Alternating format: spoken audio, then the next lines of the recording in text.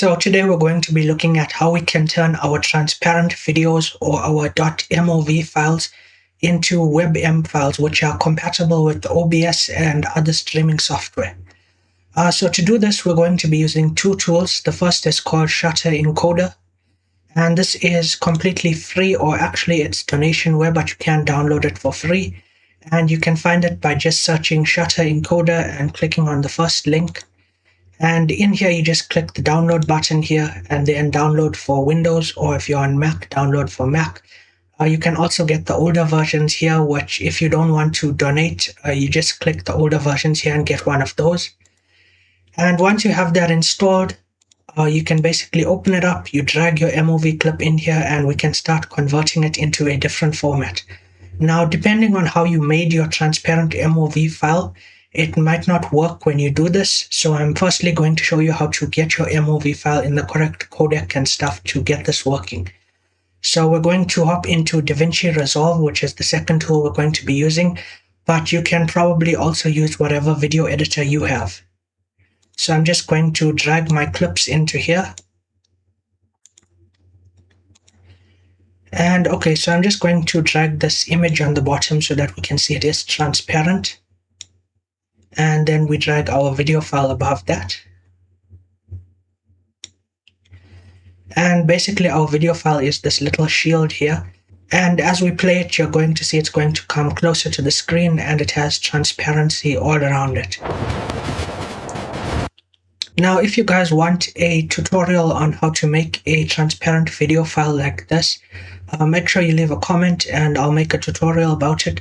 But yeah, let's get back to the video.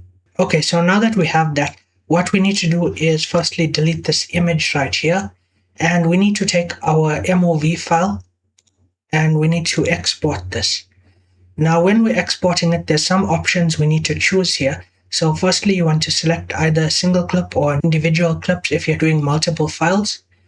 And then under format here, you want to select QuickTime, so make sure you have that selected.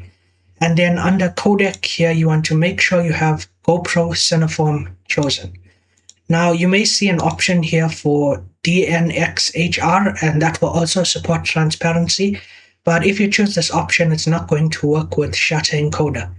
So once you have GoPro Cineform selected here, under type, you want to select RGB 16-bit, and then you'll see an option appear here for export alpha.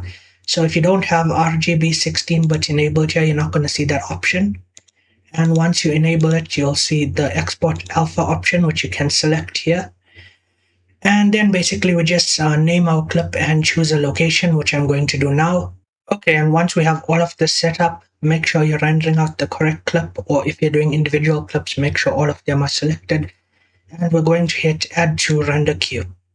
And then we can just render this out. This is your mid-video boss fight. Defeat the like button and smash subscribe. Okay, and once we're done with that, we can close DaVinci Resolve. We don't need this anymore. And now we head back into Shutter Encoder and we grab the final MOV file, which is in the GoPro Cineform codec. And we drop that into the box right here.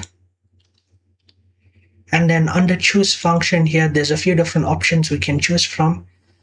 But the two that we really want to choose between is VP8 and VP9. VP9 is the latest version, so I'm going to choose that.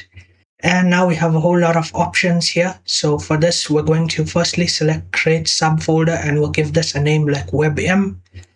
And this will basically create a new folder inside here so that it's separate from our project files, because it's going to give it the same name. And then once we have VP9 selected here, we want to make sure that WebM is the format we're exporting in. And then here on the right hand side, everything can be left at default. If you need to adjust the video bitrate to get a smaller file size or something, you can do that here. And at the bottom under advanced features, we want to make sure enable alpha channel is selected. And then we have the option here for straight or pre-multiplied. I'm going to choose pre-multiplied. The reason why we choose this is because if you select straight here, it sometimes doesn't cleanly remove the background and you get little artifacts all over the place. So once you have that enabled, you can basically just hit start function here, and this will render your clip out in the WebM format.